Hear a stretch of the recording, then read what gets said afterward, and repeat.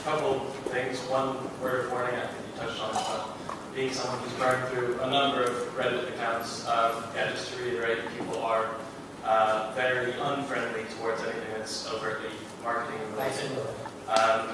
Second, which is a direct question, is have you seen any of those private beta injure style sites actually work on Reddit? I find the injure, I guess, you're right. bandwagon fans, particularly in Reddit. So the big issue with Reddit with pic submission sites is that Imgur is the only one where you don't have to submit the image itself to get the thumbnail, which encourages folks. We do have success on Reddit with it, but you're right. An image posting on Imgur will do substantially better than any of the others. It's really important that you just build up that image site's reputation by continuing to submit reposts. Over time, people are going to start to recognize it. If I told you ours, you would recognize it. I mean, it's not as big as Imgur image beta or something of that sort, but it would be fairly obvious. On a side note, my birthday present this year was I got my original Reddit account unbanned. So that was pretty awesome. Obviously, I can't do it. Afterwards about how you did that. Okay. You gotta know them. I'm sorry. There's no way around. Who's got more questions? Surely there are more questions. Oh, Will's got one. So my question is, we were going to focus on one website of social, or to do like 50 or 20 or more target links to it?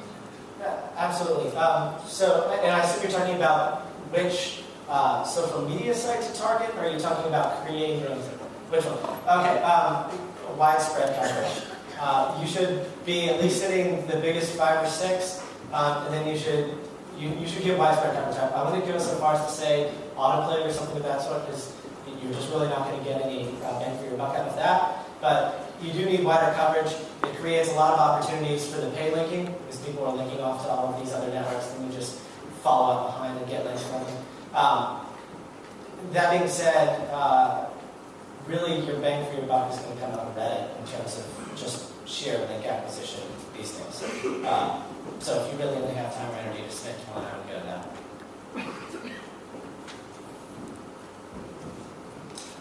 You talked about using forums as the place where this kind of stuff bubbles up from. People kind of discuss submissions on Reddit, elsewhere in forums. And that's where a lot of the experts or influencers first hang out, first read about stuff. What tips have you got for finding good forums? So you've got a new niche. Like, how can you find a good place to go talk about it or see? So my favorite is boardreader.com. They syndicate. They literally do 10 million plus forum posts a day added to their databases. Really remarkable that such a large search engine exists and nobody really knows about it. Just type in a keyword, it finds it. They're working really heavily right now on filtering out their spam. So, if you search for Viagra, you're going to find Viagra posts. Just a ton of that stuff. But regardless, it's a fantastic resource.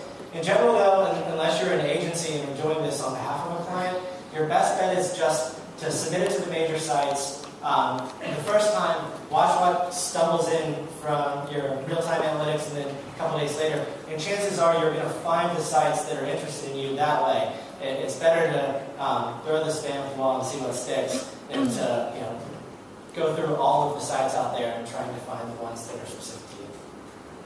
Russ, could you just repeat the URL of the boardreader.com. Thank you. Any more questions? We've got 5 more minutes if we want.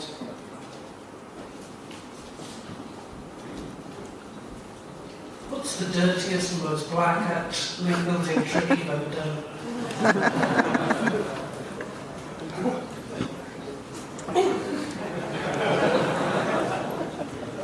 Trying to focus on the legal ones. I think they're the obvious ones. So there's fantastic software out there called Extra, and anyone of you can go buy it for $600 or $700. You need a really good computer to do it because it does massive multi-threading. But that's just for just general across the board link spam kind of stuff. The real dirtiest stuff out there is parasitic hosting, which is essentially you're finding holes in open source software and getting your content to be out there and then submitting to it. Probably the dirtiest thing that I've ever seen. It was a recommendation. I was not actually part of the execution of it. But imagine you have a competitor site who knows doing paid link building. And you want to bring extra attention to the domain, but in a way that's not necessarily going to be so overtly obvious of going out and just buying a bunch of foreign profiles. So we essentially created a duplicate content penalty on their site for them by just take a massive list of all the keywords that they have. PHP on Apache servers by default, you can add a slash after it. So your index.php / whatever keyword. It looks like a real URL, no question mark, anything of that sort. But Apache will actually say, okay, this is really the index.php file. So there's content there.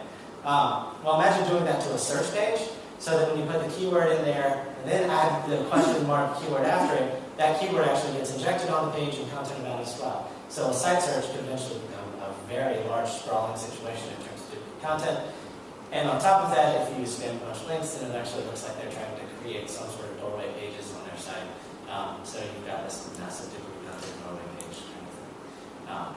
So that's probably it. That sounds like a good place to end. Company is Anyone else? This video is only distributed in the UK, right? Yeah, hands up. Good. I'm not worried about cuts. Who's meant to be coming?